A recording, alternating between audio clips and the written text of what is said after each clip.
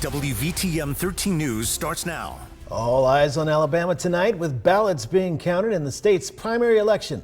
Thanks for joining us at 10. I'm Guy Rawlings. And I'm Carla Wade. Our team is all across our area covering some of the key races that we will have our eyes on later this year in November.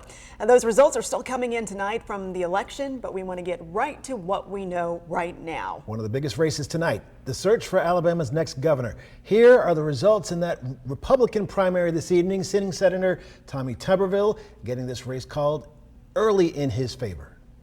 And the results for the Democrat primary, it's going to former Senator Doug Jones, setting up a rematch between the two from back in 2020. Our team following this race very closely. We start off tonight with WVTM 13's Michael Higdon live at Vulcan with Senator Tubberville's campaign. And Michael, we've heard from him earlier tonight, and what are folks there saying?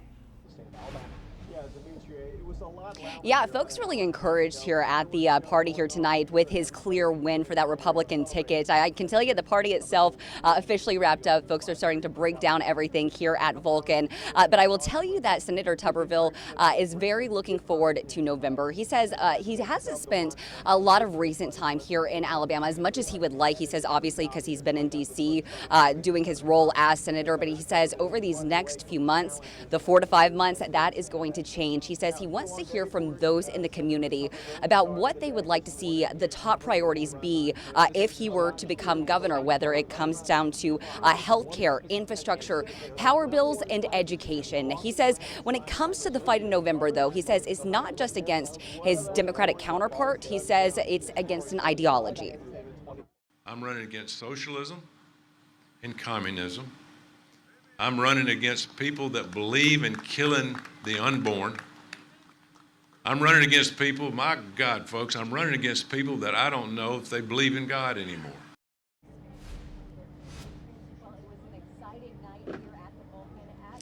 Senator Tubberville says, again, the fight starts now, boots on the ground. He says ultimately he wants to see Alabama on the map as the top state in America. Reporting live in Birmingham, I'm Michael Higdon. Back to you. Michael, thanks. So let's check in now with WVTM 13's Lisa Crane in Birmingham with Doug Jones' campaign. Yeah, it was a jubilant speech. We just heard from Doug Jones moments ago, the celebratory speech. He talked about change. Change was the big message in that speech tonight, saying if you think Alabama can do better, they want you on their crew. And they had a crew on stage tonight with him, too. He had several other Democratic nominees who won the Democratic nomination for other state offices there on the stage with him, saying they are working as a crew. They are working together to make that change. Now, he also talked about what he wanted to do when he first got into office. He had a lot of things on his plate. He wanted to expand Medicare. He wanted to make Alabama a place where kids didn't want to graduate from college and go somewhere else. He wanted to keep that money and those brains and those businesses right here in the state. Let's take a listen to a part of that speech. We've had a spirited campaign with folks who had the same concern that we all do about the future of this state, the same conviction about how to move this state forward. And that's how democracy is supposed to work. You're supposed to have those voices. But tonight, I'm asking that all of those folks, everybody across this state, come together. Come together by recognizing that what is at stake is for Alabama is bigger than any party. It's bigger than any faction. It's bigger than any one person. This is a campaign for all of Alabama. Now, we asked him afterwards about this shaping up to be a kind of a rematch of what we saw in 2020 in the Senate race. In that race, you might remember Tommy Tubberville beat him by a wide margin. He said it's going to be much different because now Tubberville has a record and he expects that to help him in this race. And he is hitting the ground running tomorrow, too. Celebrates night. Tomorrow, they're already calling a press conference at noon with Kentucky Governor Andy Beshear, who is supporting him in this race. That's happening tomorrow at Pepper Place at noon, and we will be there and bring that to you then. Live in Lakeview, Lisa Crane, WVTM 13. All right, thanks, Lisa. And another race, of course, we're watching closely tonight affects you on the federal level. That's the race for an open seat in the U.S. Senate. And let's take a look at some of those results that are coming in right now.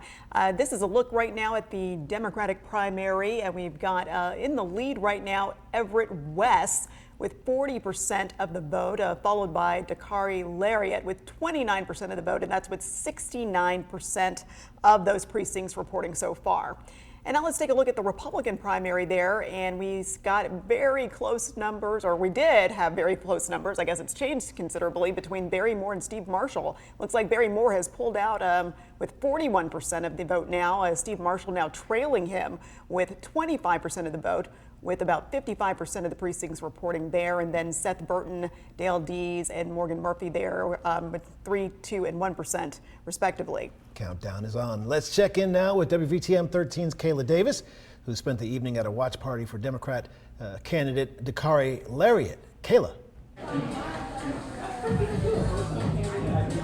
Guy, just as you mentioned, it's been really close all night between Everett West and Dakari Lariat. Here at Lariat's watch party, I've heard some screams. It sounded like sighs of relief as those votes look really, really close. Campaign volunteers, friends, and family have been trickling in and out all night, really in support of Dakari and his race for this Senate seat, really specifically looking at Jefferson County. But Larry told me earlier he's still feeling confident and focused on what's ahead.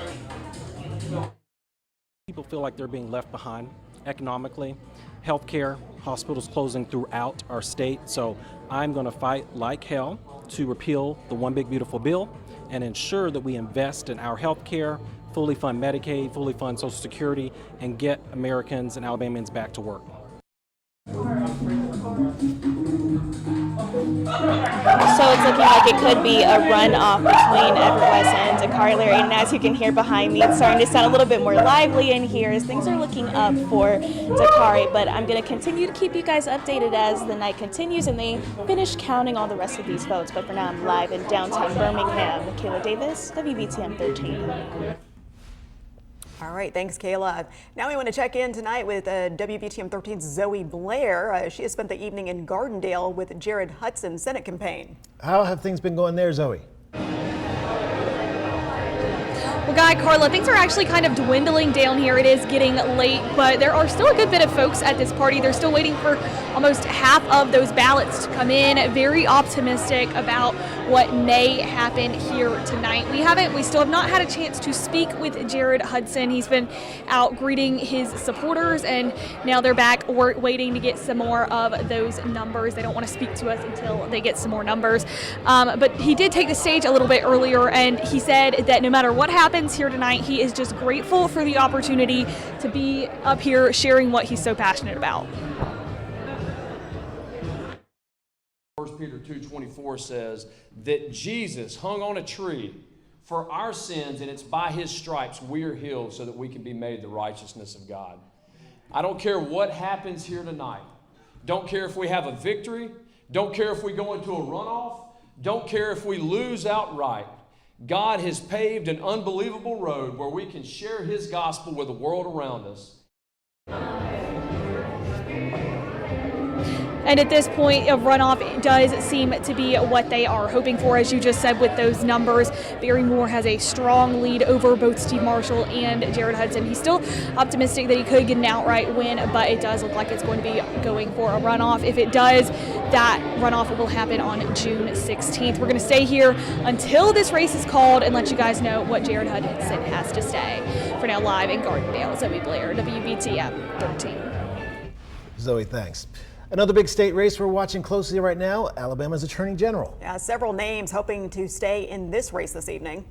Because there was only one Democratic candidate, Jeff McLaughlin will move on to the general election in November. That being said, here are your results for the Republican primary. Catherine Roberts out front right now with 54% of the votes counted. She has 41% versus Jay Mitchell's 34%. Pamela Casey bringing in the rear with 24%. So now we want to get to WVTM 13's Jarvis Robertson. He is live and local in Birmingham. He has been following Catherine Robertson's campaign. What does she have to say there tonight, Jarvis?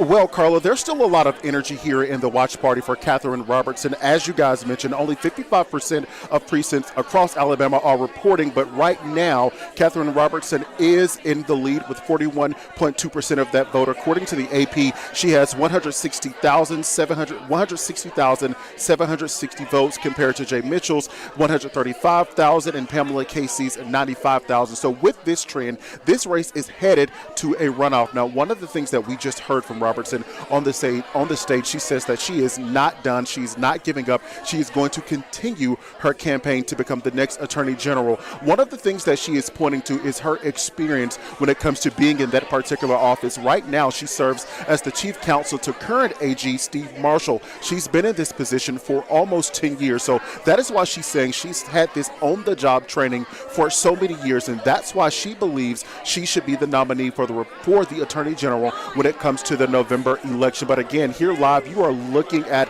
a lot of the supporters that are here right now. I'm sure this is not what Catherine Robertson wanted. I would imagine she wanted a clear path, a clear victory heading into the general election come November. However, she is not getting that tonight. But again, she has vowed to not give up her fight to become the next Attorney General. Another thing I should point out, she has raised $4.4 million on this campaign trail compared to Jay Mitchell's $3.8 million, compared to Pamela Casey's $200,000. So there is a lot of momentum going in her favor. We will certainly continue to follow her as she continues her trail. This runoff is set. If it goes to a runoff, it is set for June 16th. Reporting live here in Vestavia, I'm Jarvis Robertson, WVTM 13. Jarvis, thanks. I'm also tracking results from some of the other congressional primaries that are happening tonight. These are for the U.S. House. So I want to start off with District 3, only a Republican primary in this race for tonight. Incumbent Mike Rogers has been declared the winner of this race, beating out Terry LaPointe.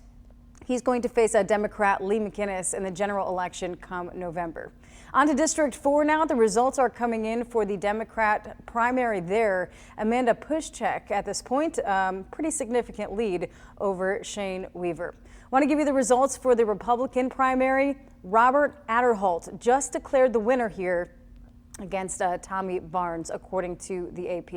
Let's go to District 5, only a Democrat primary in this district.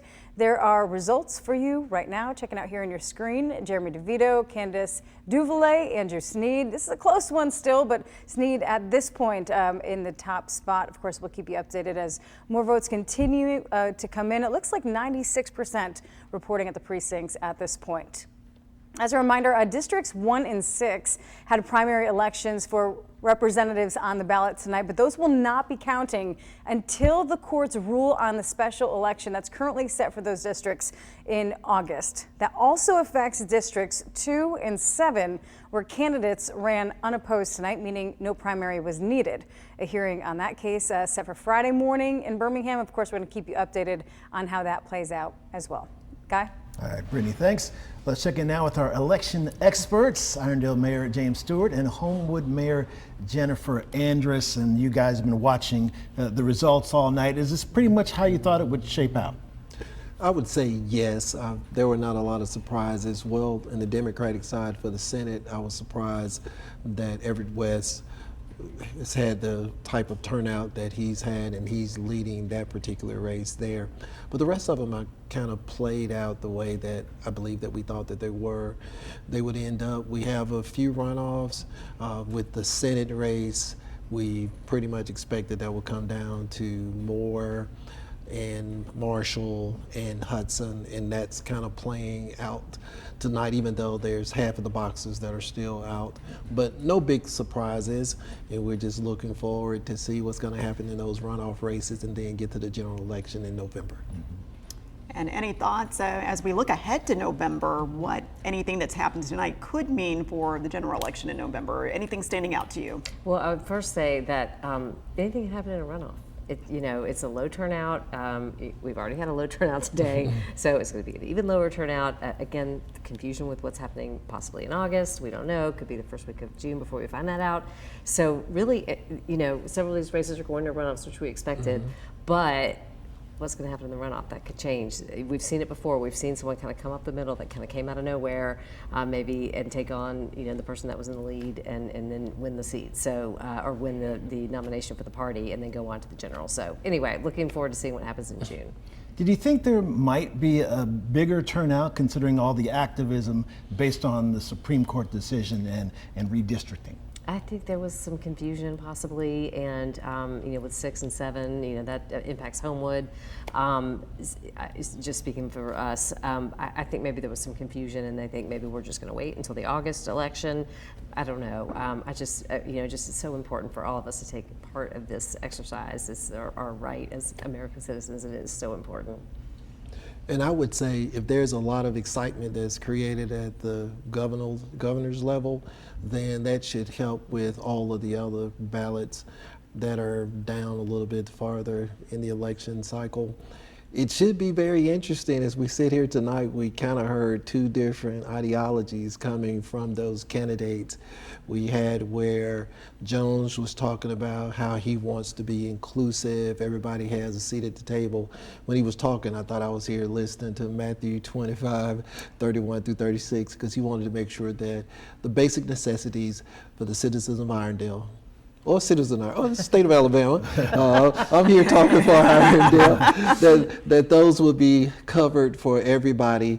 And then I hear Senator Tubberville talking about how he wants to make sure that he brings the resources to the smaller municipalities to be able to help them out. It'll just be interesting over the next 3 to 4 months to see who will be able to drive their message home and will be clear with what they're saying and how they will be able to reach out to their base as well as to those that are independents that could determine who will be the next governor for the wonderful state of Alabama.